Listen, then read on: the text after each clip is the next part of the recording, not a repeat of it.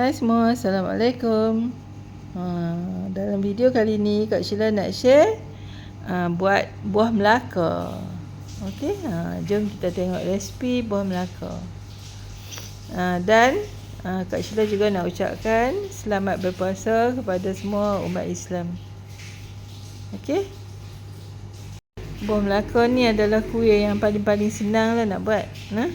Kuih yang terpaling senang. Okey, mula-mula kita kena sediakan tepung. Dalam video ni Kak Sheila guna tepung pulut cap 3 gajah. Satu cawan tepung pulut cap 3 gajah.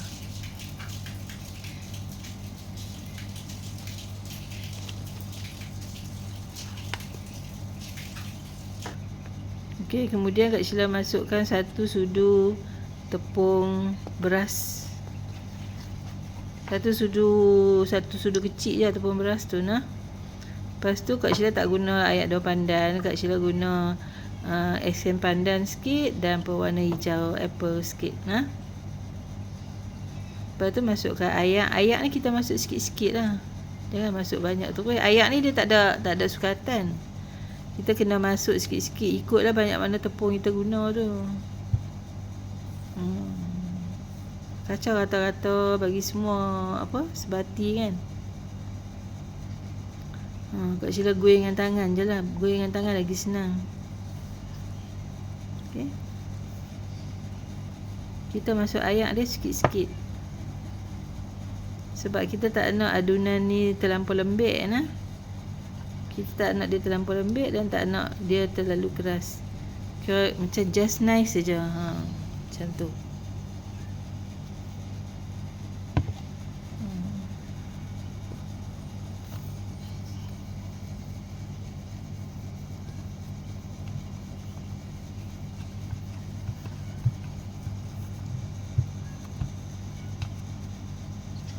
Macam tu nah. So lepas tu kita ambil lah tepung tu sikit. Lepas tu kita kena ni terlupa nak habaq. Kita kena sediakan gula Melaka. Gula Melaka tu kita potong kecil-kecil, alui-alui. Kita buat macam cube-cube tu kan. Lepas tu kita ambil tepung tu sikit, secubit tepung tu, lepas tu masukkanlah gula Melaka kat dalam dia. Tak apa nak nampak pula. Tak apalah nah, hampa faham kan. Ni masukkan gula Melaka tu, lepas tu tutup balik. Buat bulat-bulat macam tu. Buat macam tu lah sampai habis semua. Sementara tu kita kena masak ayak lah. Masak ayak sampai mendidih.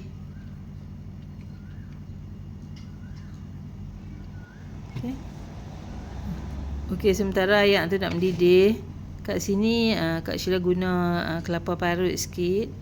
And then masukkanlah sedikit garam kat kelapa parut tu. Lepas tu kita gaul lah rata-rata nah. Bagi dia ada rasa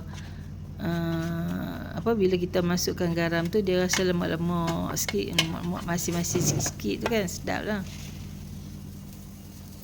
Okey, bila ayak dia dah mendidih, kita masukkanlah buah Melaka ni.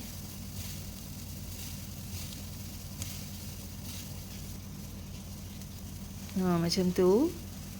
Kita tunggu sampai dia mendidih. So macam mana kita nak tahu buah Melaka ni dah masak? Bila ayak tu dah mendidih, buah Melaka ni semua akan terapung. Dia terapung kan.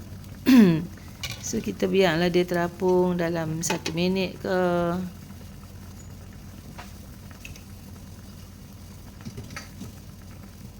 Kan dia dah terapung semua kan. Lepas 1 minit tu bolehlah kita tutup api.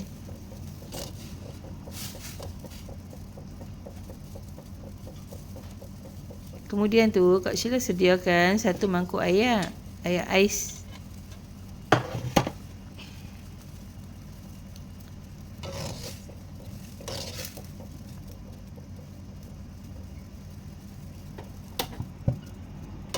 Okey, lepas tu boleh angkat. Lepas tu masukkan dalam ayak ais. Buah Melaka ni lembek tau. So bila kita masukkan dalam ayak ais ni, nanti dia mengekalkanlah bentuk buah Melaka tu bulat-bulat. Dia tak adalah jadi penyet-penyet ke apa ke nah. Kita biar dia dalam seminit dalam air ais ni. Kemudian kita tapis.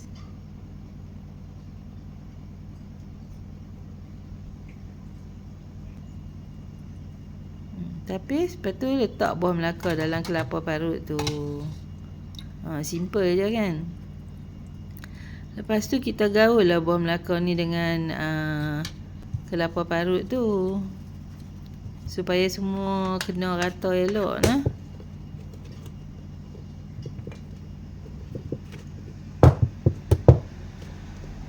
Dah siap dah. Senang je kan. Simple je. So bolehlah hidangkan. So buah Melaka ni Kak Sheila buat pada hari pertama puasa. Ni hari pertama puasa. Kak Sheila masak nasi tomato, kari ayam, simple je. Ni orang bagi acar limau.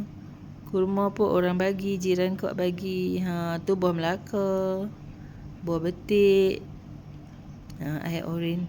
So hampa semua selamat mencuba. Dan ini saja perkongsian kak kali ini nah. Hingga kita jumpa lagi insya-Allah.